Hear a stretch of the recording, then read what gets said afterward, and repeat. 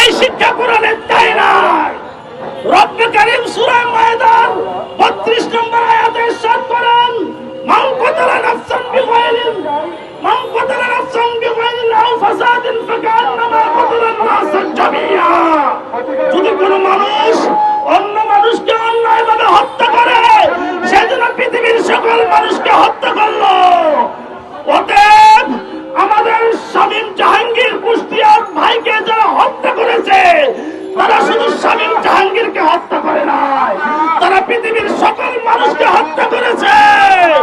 ভাইরা আমার, হাদিসের মধ্যে দেখলাম কিয়ামতের ময়দানে সর্বপ্রথম নামাজের বিচার হবে না, রোজার বিচার হবে না, সর্বপ্রথম বিচার করা হবে খুনিদের।